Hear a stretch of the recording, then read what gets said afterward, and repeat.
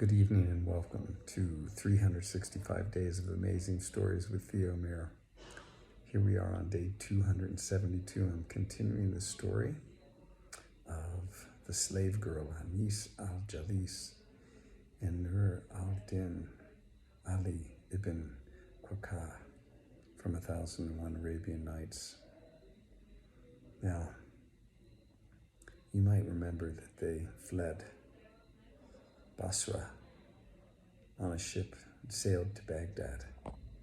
And there they disembarked. And not knowing where to go, they wandered through the streets until they came to a beautiful passageway, an alleyway that led toward a garden. In fact, it was shrouded on each side by this garden. But it was an open kind of trellis that they couldn't go through. And on either side of this alleyway, there were benches, long benches. There was a door leading into the garden, but it was closed, and they didn't feel that they could go into it anyway. And they sat down on this bench, and both of them were so relieved to be safe and in this beautiful place, fragrant flowers, beautiful greenery, a slight breeze and warbling birds. Well, they lay down or kind of snuggled in each other's arms on one of these benches and fell fast asleep. Now, it just so happened that this was the garden of Harun al-Rashid. It was that beautiful garden that we heard about in the last story, that he put the most immense amount of energy and manpower into creating, so there'd be a place of pleasure and beauty for any who would enter it. Now, it so happened that he had a caretaker, well, the head gardener, we could say. And Harun al-Rashid had given him permission to do whatever he wished to anyone who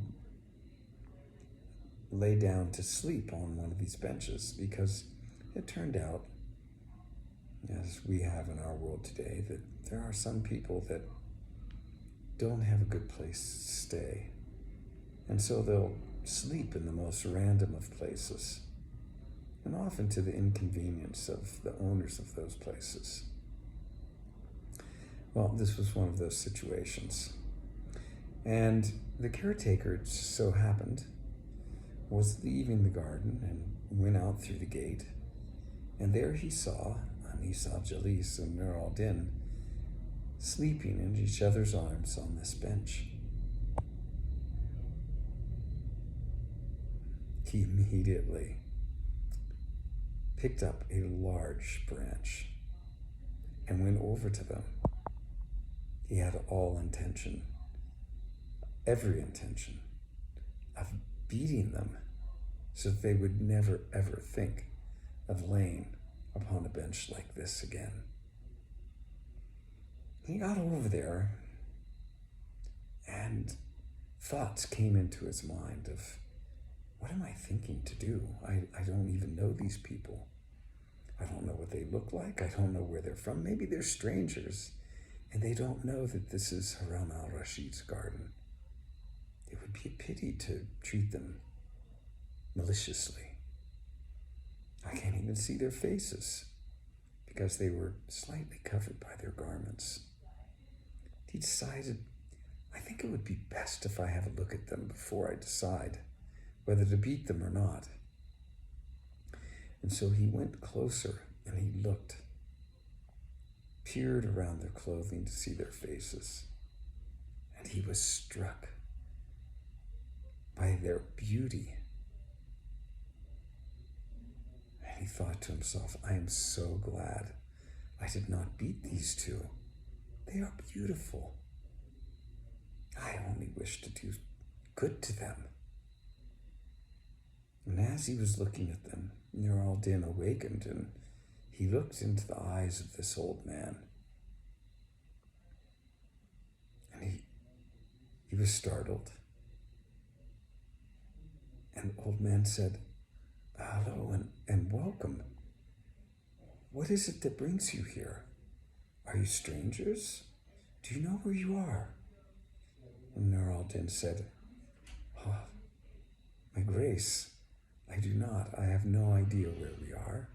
We are indeed strangers here, and we hope that we are not doing you any harm to lay here on these benches. We have traveled far and are very fatigued."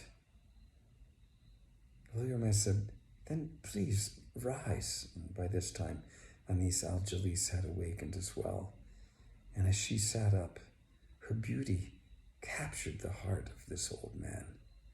He thought, "Oh my gosh, I've never seen one so beautiful as this." The old man said, "Please, come, enter the garden. Refresh yourselves. Let the gardens heal you. Let the gardens take your fatigue away.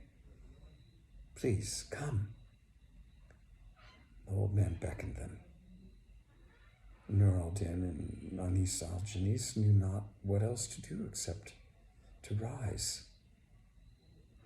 And they entered into this garden through the gate the caretaker had just come out of, locked. He had a large key with which he opened it. And in they went. Though they had thought it was beautiful outside of the trellis and outside of the gate, to arrive inside was a whole new experience. Their senses were overwhelmed by the beauty of everything, and they were awestruck. They walked further in, delighting in the fruits that were hanging from the trees, the birds that would fly in front of them, the butterflies that would fly up, bumping into them sometimes even. And they made their way over to a stream that went through this pleasure garden. And as they did, Nur al-Din turned to the old man and said, "Who do these gardens belong to?" And the old man, he said, not knowing what else to say, "They belong to me."